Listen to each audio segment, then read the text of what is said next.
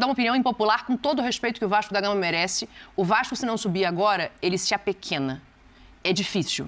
O Vasco tem uma história muito bonita, tem títulos muito importantes, tem jogadores brilhantes que passaram por ali. Mas se o Vasco não consegue o acesso depois do ano que teve, o Vasco, de alguma maneira, corre o risco de ficar menor. Eu posso...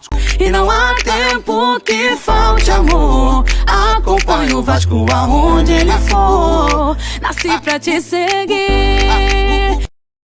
Salve, família vascaína! Sejam bem-vindos aí a mais um vídeo no canal. Eu sou o Thiago, você está no canal Vasco em Família. Se não for inscrito aqui, já dá aquela moral. Senta o dedo no like pra gente estar chegando a mais vascaínos. E não esquece também de ativar o sininho de notificação para não perder os próximos vídeos. E tá sempre por aqui dando aquela moral, deixando a sua opinião, o seu comentário, pra gente estar trocando aquela ideia de vascaíno para vascaíno.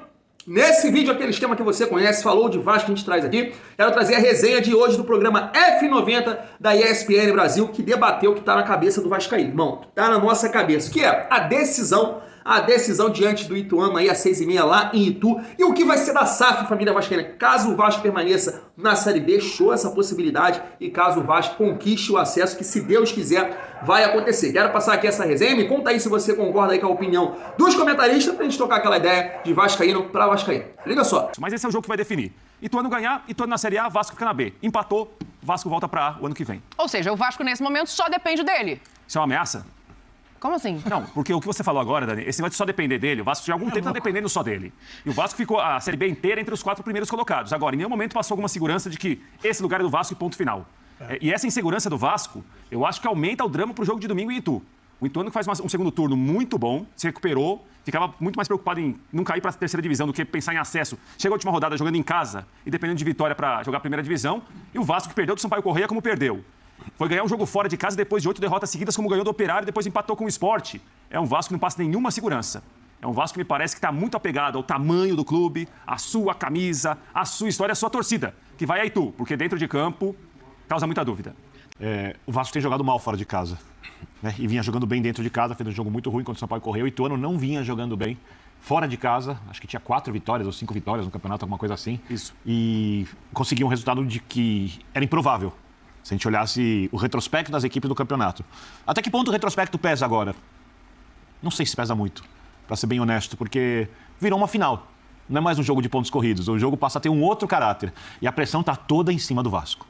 Toda, porque se o Ituano não subir, o mundo continua exatamente igual pro Ituano. Se o Vasco não subir, você vai falar, continua na segunda divisão. Igual em tese, né? Porque o Vasco tem ali uma SAF, que pode investir mais ano que vem. Para investir mais, ela vai querer que entre dinheiro de cota de televisão. Ela precisa, é um negócio agora.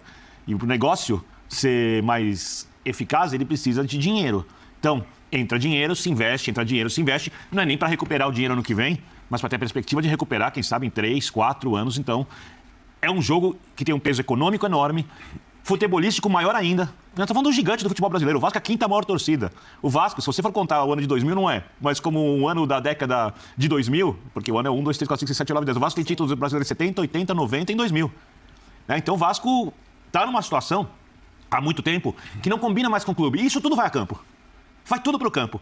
Olhar para a torcida e falar, olha, a torcida está cansada de saber que ela precisa... E fez a parte dela, né? É bom, gente. Olha a campanha São Januário. Fez a parte dela. Olha a campanha São Januário. Isso, né? Então, o que faltou é o futebol. Exatamente. Então, dá para esperar do Vasco o grande futebol? Não dá.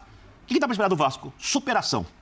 Arrancar de algum lugar, que não é nenhuma coisa tão racional, tão controlável assim, um empate, pelo menos, em Itu, para subir de volta à elite do futebol. Vai conseguir?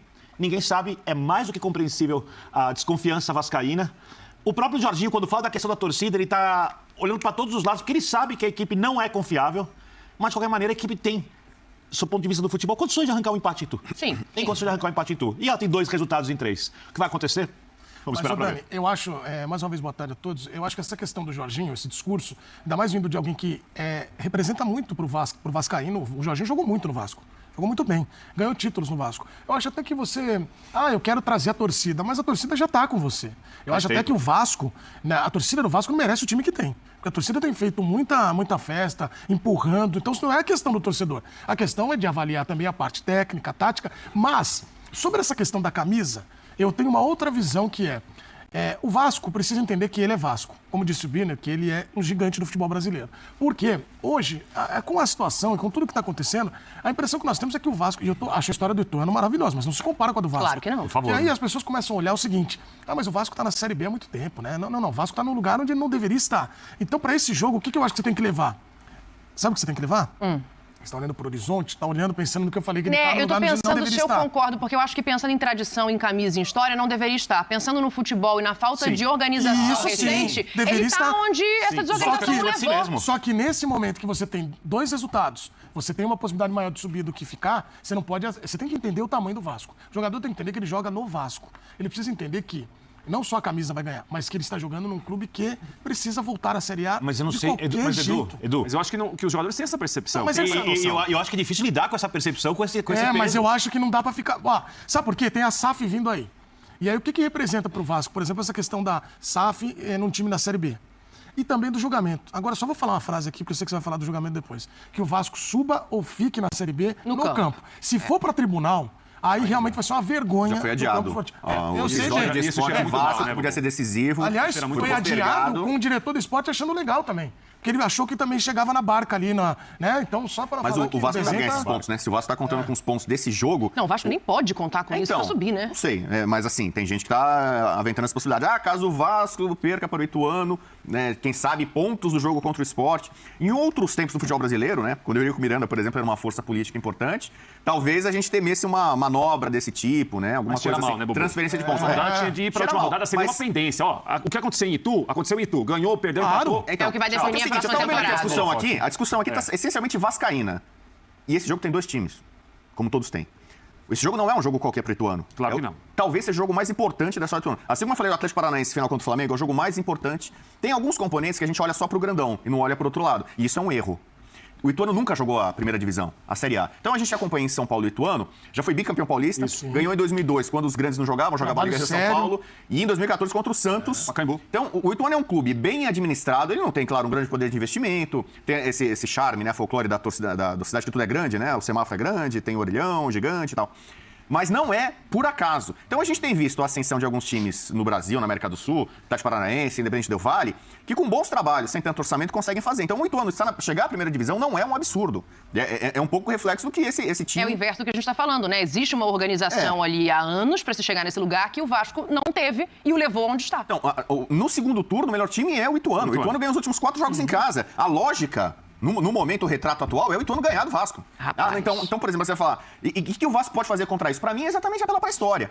A campanha do Vasco... primeiro esse jogo já está sendo chamado de a Batalha de Itu. Sim. A gente não sabe o que vai acontecer. Uma referência aos aflitos, né? Mas o que acontece? Nessa temporada, o Vasco ganhou do Operário fora de casa 3-2. O Jorginho comparou com o Palmeiras e Vasco final da Mercosul de 2000. Pelo cenário, pela circunstância e tal.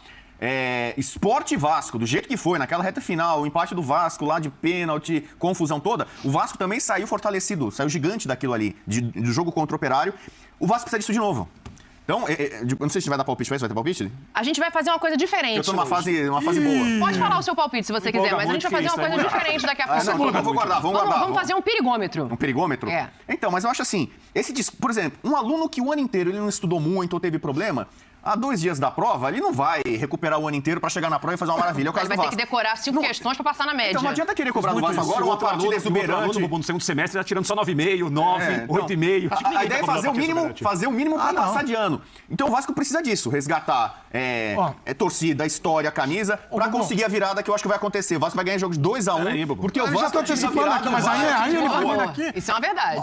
Dani, o que não pode também, eu concordo um pouco eu vou na linha do Birner, que eu acho que não precisa fazer uma partida exuberante, precisa fazer uma partida precisa empatar o jogo. Entregue a Série A. Até porque... Arrancar o resultado. Até porque, Birner, com todo o respeito ao trabalho do Jorginho na história, como treinador, essa fase dele no Vasco, ele tinha o Sampaio Corrêa, a chance de jogar, equilibrar. O Jorginho não mexeu, não mudou nada, não melhorou nada o time. Arrumou empate nos acréscimos, tomou um gol ainda. Depois de sair do Zé Ricardo, conquistou bons resultados de uma maneira sempre muito parecida. Ou era 1-0 muito apertado em São Januário, ou era assim, o time fazia um gol, tentava marcar muito, defender muito para segurar aquele resultado. Time pouco criativo. Quanto que é a responsabilidade do Jorginho se o Vasco não subir? Ele é considerável, tá no pacote, Dani. Tá no pacote. Não, no pacote, sim. Ele tem uma pacote os jogadores estão, a diretoria está. Acho que a torcida não está do Vasco. A torcida não tem nada a ver com essa permanência na Série B. Mas quanto que é a responsabilidade do Jorginho? Então, achei que tem uma coisa do personagem grande. Eu discordo um pouco do Bubu, que esse jogo é totalmente importante, que o Ituano, que não sei o quê. Eu concordo, eu acho que é realmente importante, óbvio, de volta à primeira divisão, para os jogadores do Ituano, para a carreira deles, pelo amor de Deus. A Islândia, quando foi para a primeira Copa do Mundo, é uma Islândia indo para a primeira Copa do Mundo. Também, mas a Islândia no futebol é irrelevante. Mas para a Islândia é histórica. É perfeito, para eles mas assim, pro impacto no mundo do futebol, não tem pressão no Ituano.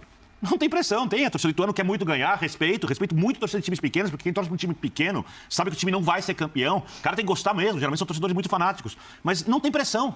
Não tá ali todo mundo, o Ituano, se o Ituano não subir, que desastre, que chance, o Ituano, não existe até pressão. Porque o Ituano já desceu do oitavo e voltou, Porque é um gigante, e o futebol é assim. Ingressos estão esgotados. Cansamos de ver jogos importantes no estado do Ituano, o estádio vazio, ou então a maioria de fora. Os ingressos estão esgotados, o Ituano é importante. Os melhores públicos do Novelli Júnior foram contra Cruzeiro e Grêmio.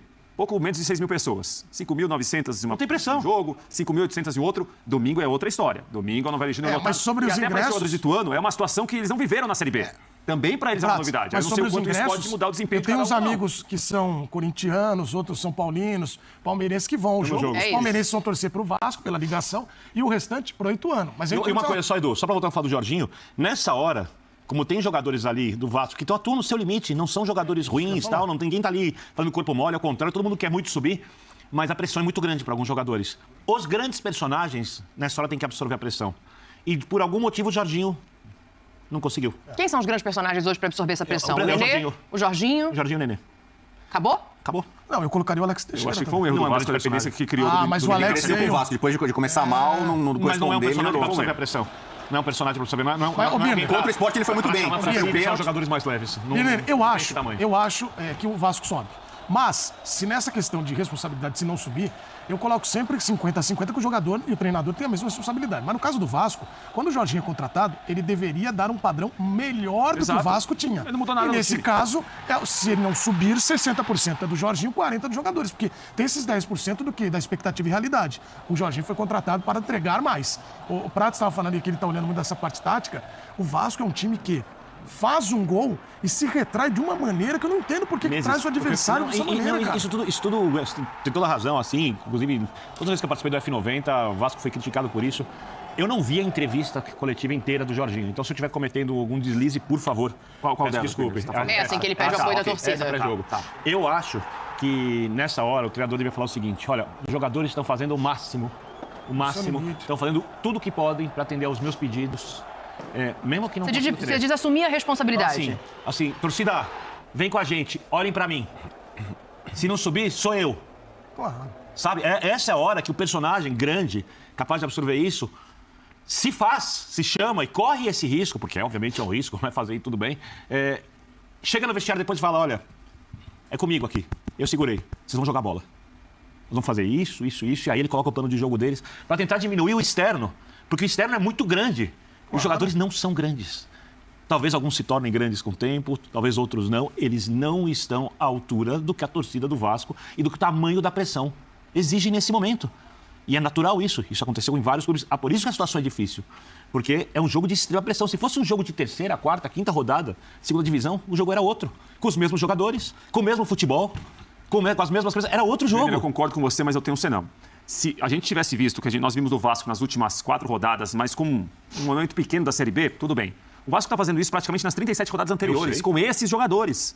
Com o Nenê, com o Alex Teixeira, que chegou depois e tem um grande momento que foi a virada contra o Operário, em que ele entrou e mudou o jogo. Então, assim, eu entendo que tem muita pressão, eu entendo que é um clube muito diferente da maioria, ainda mais dos da Série B. Agora, com esses jogadores, nem o Jorginho, nem outro treinador, tirando o Zé Ricardo no começo, eles conseguiram fazer um trabalho razoável, aceitável. Tanto é que o Vasco chega em uma competição que é frágil tecnicamente. Não entendi o senão ainda. Tudo bem, tô eu quero dizer o seguinte, que mesmo com esse elenco e com essa pressão, esse time poderia ter uma situação muito mais confortável. Tudo bem, ninguém está discutindo isso. É isso que eu falo. Não tem. Porque a gente tá falando aqui de um elenco que tem fragilidades, mas que é melhor do que 99,9% da Série B. Prato, quando você briga com alguém, você faz isso muito, né? Faz muito, o ambiente dele é muito ruim. Né? E às vezes é melhor para todos que as coisas fiquem melhores. Ok. Você fica remoendo o que aconteceu ou você pensa no próximo passo e pensa no próximo passo? Ele já pensa na próxima briga, né? Eu acho que realmente... Eu acho que a próxima briga é um bom ponto, Edu, pra te passar. Porque a próxima briga é o ano que vem. A próxima briga é uma SAF se instaurando no Vasco. E a injeção de dinheiro dessa SAF, com certeza, vai ser diferente nas séries A e B. E aí eu vou dar uma opinião impopular, com todo o respeito que o Vasco da Gama merece. O Vasco, se não subir agora, ele se apequena. é difícil. O Vasco tem uma história muito bonita, tem títulos muito importantes, tem jogadores brilhantes que passaram por ali, mas se o Vasco não consegue o acesso depois do ano que teve, o Vasco, de alguma maneira, corre o risco de ficar menor. Eu posso discordar? Pode. Não, mas o Bina, eu vou explicar depois o porquê. Então, eu só quero dizer que essa linha que traz a Dani é uma linha preocupante, por quê? Eu me lembro de ver times que caíram. Antigamente, quando a Série B começa a ficar mais forte, que na verdade fica forte, aí os times tradicionais ficam brigando para não cair. O Palmeiras ficou nessa situação, o próprio São Paulo, o Santos, o Corinthians caiu. Quando começam a cair os times tradicionais grandes. São Paulo não caiu. Não, São Paulo não. Mas aí eu tô dizendo o quê? Dos pontos corridos. Tô dizendo que não vai cair, né? Exatamente. Mas não caiu. Aí, ainda. Bina, você lembra? São Paulo, Flamengo e São Paulo, né? Antigamente, quando caiu o primeiro, as pessoas falavam assim: amanhã, ano que vem, tá de volta. Vai bater, tem que bater rápido na Série B e voltar. Mas tinha o orçamento da primeira divisão. Isso, bater e voltar. Hoje, não tem mais. quando você fica 2, 3 anos numa Série B, o impacto é tamanho a ponto de o jogador, que é um jogador mediano, ele prefere jogar no começo de temporada no Cuiabá, na Série A, do que no Vasco, que é gigante. O treinador, ele repensa 30 vezes, mas aí o projeto, qual que vai ser? E, além de tudo, você fica fragilizado no mercado e também tentando reconquistar sua credibilidade, Bina. Agora, a história, ela está escrita. O problema é que o presente do Vasco é preocupante, porque o futuro a gente não sabe para onde vai.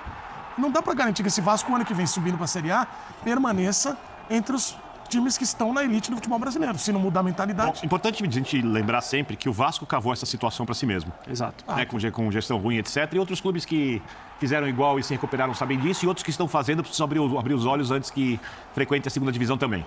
Tá? Porque não é uma situação exclusiva do Vasco, gestão ruim, problemas financeiros, salários atrasados, não consegue contratar jogadores à altura do clube, dívida aumentando todos os anos. Não é uma situação apenas do Vasco essa. Mas o Vasco vive isso há algum tempo. Eu discordo da Dani quando ela fala que o Vasco vai se apequenar se não subir, porque no momento em que o Vasco subir, e isso vai acontecer uma hora com a SAF, no momento que o Vasco voltar a ganhar campeonatos, o Vasco continua com o mesmo tamanho que ele tinha antigamente. Se apequena, por exemplo, vou dar um exemplo do time que se apequenou, o Bubu conhece bem isso daí, por exemplo, o Huracan.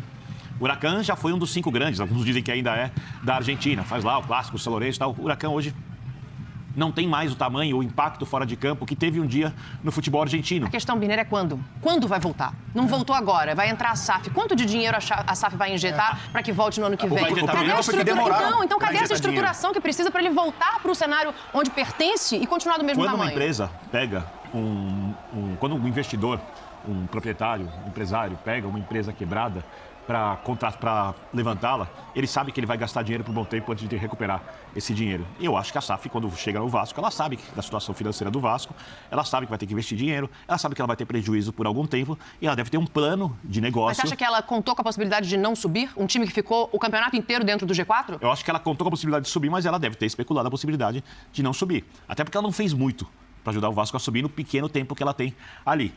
Se o Vasco sobe, o investimento é porque a entrada de dinheiro é outra, né? De renda, de cota de televisão. Se o Vasco não sobe, o investimento é outro. Mas, de qualquer forma, o investimento vai ser, em princípio, ou para o Vasco subir, se o Vasco não estiver na elite, ou para o Vasco permanecer na primeira divisão, porque também não vai chegar ali, e acho eu, e contratar um monte de jogadores para transformar o Vasco, com todo respeito, num elenco próximo do elenco do Flamengo. Não, dá para fazer como fez o Botafogo, se transformou um elenco competitivo, que permaneceu na Série A sem susto. Passo a passo. Não tem mais o mundo do clubismo, da loucura, do futebol irresponsável. É um plano de negócio. Mas é por isso que eu tô colocando que eu acho que o tamanho, ele entra em xeque, assim, porque é isso, assim, é um time gigante, é um time com jogadores importantes, com uma história linda, com títulos, que se não sobe agora, já não tem esse ano que vem para ficar em meio de tabela de Série A, é mais um ano de Série B. Aí sobe ano que vem. Aí a gente está falando de quanto tempo longe de onde merecia?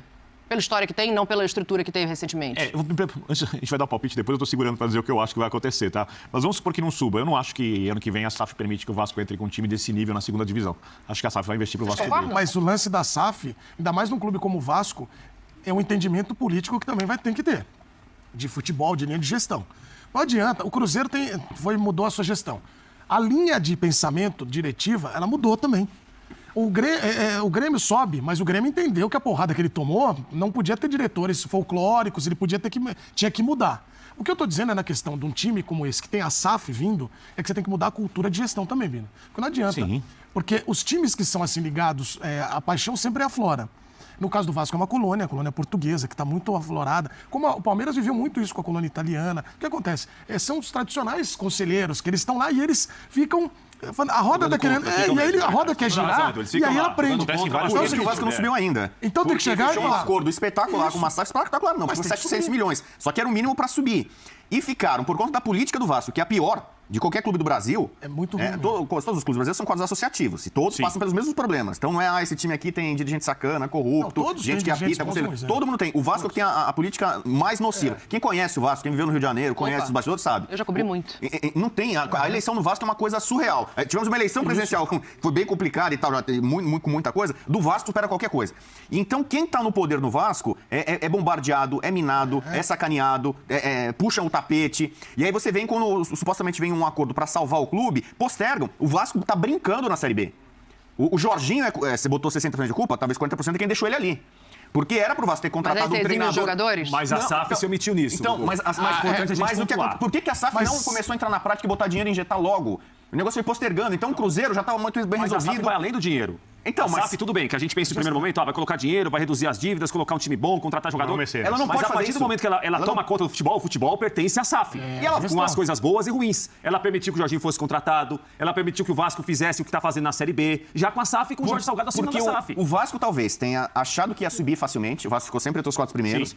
Era uma Série B que era muito em pedra cantada, que ia subir Cruzeiro, que ia subir Grêmio, que ia subir Bahia, que isso aí Vasco. Sim. O Vasco não acreditou. O Vasco foi temer que o acesso não ia acontecer quando teve jogo contra o Sport. Pelo contrário, acho que o Vasco acreditou antes da hora. Exatamente, acreditou antes da hora. Aí o negócio, os resultados começaram a degringolar, o Jorginho fazendo água, 8 derrotas seguidas fora. Aí o Vasco começou a preocupar, só que já não dá mais tempo de você reforçar o elenco. Então, problemas internos, política do Vasco, atrasou a implementação na prática da SAF. A SAF já estava acertada há um tempão. Então não era pro Vasco estar passando esse susto que está passando. Então se não subir para mim, a maior culpa é da política do Vasco, que mesmo numa era de modernidade, com investimento estrangeiro, consegue tirar força de um clube. E ela acaba refletindo no campo, né? Coloca pra gente, por favor, a campanha do Vasco no segundo turno pra gente comparar com a do Ituano. Acho que foi até o Rodrigo, né, que citou isso. O Ituano faz uma excelente campanha no segundo turno e o Vasco, se a gente olhar os resultados, é o reflexo de tudo isso. Eu tô com você. Eu acho que é o resultado de muitos anos de mais administrações, de diretorias nocivas, e aí acaba assim, ó, o segundo turno do Campeonato Brasileiro. O Ituano tem 37 pontos somados, a gente contando, obviamente, só o segundo turno, o Ituano estaria em primeiro lugar. A gente tem onde tá o Vasco aí na tela? Tá lá embaixo, né? 12º com 24. Melhorou bem, agora tava pra cair. Mas isso explica muita coisa. Por exemplo, o Grêmio teve um momento da competição... Tá ali, ó, tá no rodapézinho. O Vasco não ficou nem entre os 5 primeiros. Eu fiquei igual a você, pensando assim, cadê o Vasco? Estaria em 12º. Mas o detalhe é que o Grêmio, que está em terceiro aí, teve um ponto fundamental ao longo da tabela em que ele virou a chave. O Grêmio realmente estava naquela vai, não vai, oscila. Chegou uma hora que falou, vamos... Até o Renato conseguiu encontrar o time. Por isso que eu falei da mudança. Por que eu dei 60? O Grêmio também mudou, né? Sim. Então, de 0 a 100, qual que é a chance do Vasco não subir? Então, de tudo que eu coloquei, ainda acho que o Vasco arranca o empate. Não, a pergunta foi, de 0 a 100, de não subir? qual a chance do Vasco não subir? 45%. A chance de subir, apesar de tudo, ainda 55%, é maior. 55%, um pouquinho maior, que eu acho que esse vai ser 1-1. Vai ser empate é valioso, empate. Sabe? Eu acho que vai ser. Você quer os percentuais? E o risco do Vasco é maior do que o que você tiver para colocar nessa mesa aqui agora para dar... 35% de chance do Vasco não subir. 35? Pra mim é maior. Ué, 35 tá bom. Pra mim é maior. Tem 70? Tem 20? Não, 65. peraí, me ajuda aqui. 65% de chance de subir. Você tem que mandar um abraço pro pessoal que tinha aula de matemática lá no Rio. Eu acho melhor não, talvez eles não estejam muito orgulhosos. São vascaínos. Sim, isso é óbvio, é uma vantagem que o Vasco tem, mas o que a gente tem visto no campo, tem de acreditar muito, porque é quase que um sistema Deus nos acuda.